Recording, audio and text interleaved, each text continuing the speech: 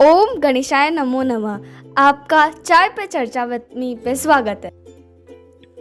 राजा विक्रमादित्य एक आदर्श राजा थे। वे अपने साहस, पराक्रम, शौर्य के लिए जाने जाते थे। प्राचीन साहित्य बैताल पच्चीसी एक महाकाव्य है जिसे सोमदेव द्वारा 2050 पूर्व रचित किया गया था।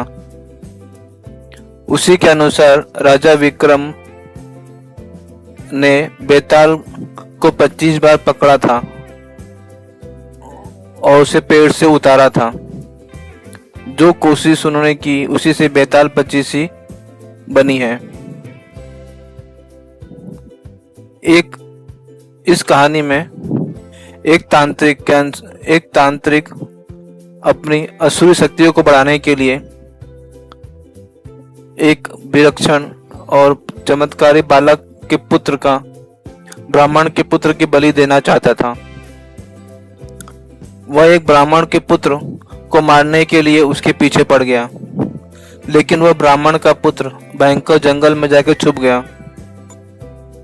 वहां उसे एक प्रेत मिला जो ब्राह्मण पुत्र को उस तांत्रिक से बचाने के लिए उसको शक्तियां दे दिया और वहां प्रतीक रूप से पेड़ पे उल्टा लटक जाने को कहा।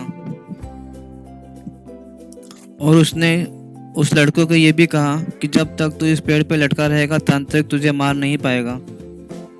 वही ब्राह्मण का पुत्र बेताल होता है, जिसे पकड़ने के लिए तांत्रिक एक भिक्षुक का रूप लेके स्वयं कोशिश करता है, पर नहीं कर पाता तो राजा विक्रम के पास जाता है। अपना काम निकालने के लिए काफ़ी तरह के चाल चलता है और अंत में राजा को अपने बातों में फंसा के उसे उस ब्राह्मण के पुत्र यानी बेताल की खोज के लिए बोलता है, क्योंकि वह बेहद ही पराक्रमी था। हालांकि राजा उस तांत्रिक की असलियत, मनसा और छल कपट से अनजान था, इसलिए उसका काम करने के लिए निकल पड़ा। राजा विक्रम बेताल को हर बार पेड़ से उतारता लेता और उस साधु के पास, उस भिक्षुक के पास ले जाता।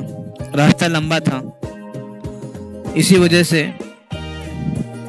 बेताल उसको रास्ते में जब भी जाता तो उसको एक कहानी सुनाता और शर्त रखता कि कहानी सुनने के बाद वह राजा का प्रश्न करेगा। यदि विक्रम उसको सवाल का सही जवाब दिया तो ठीक है, नहीं दिया तो उसी वक्त राजा विक्रम का सर फट जाएगा और उसकी मौत हो जाएगी। और राजा ने अगर जवाब दिया और उसके मुंह खुला तो वो फिर से पेड़ पे जाके उल्टा लटक जाएगा और उससे छूट जाएगा। तो उसने बेताल ने कहानी सुनाया। चंद्रपुर नाम के गांव में एक बुढ़िया महिला रहती थी। उसका बेटा उसके साथ रहता था। उसका बेटे का नाम दगड़ू था। वह स्त्री कपड़ा सिल के काम करके अपना गुजारा चलती थी। दगड़ू बेहद ही आलसी किस्म का और कमजोर लड़का था। वह दिन रात सोता और आलस करता रहता था और सपने देखता था।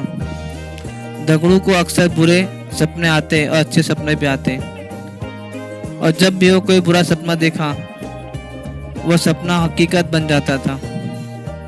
एक दिन दगड़ू को सपना आया कि कुछ लोग एक बारात को लूट रहे हैं। दगड़ू ने जिसको सपने में देखा था, वह दुल्हन, वही लड़की उसके सामने उसकी माँ की दुकान पे साड़ी सिलाने के लिए आई।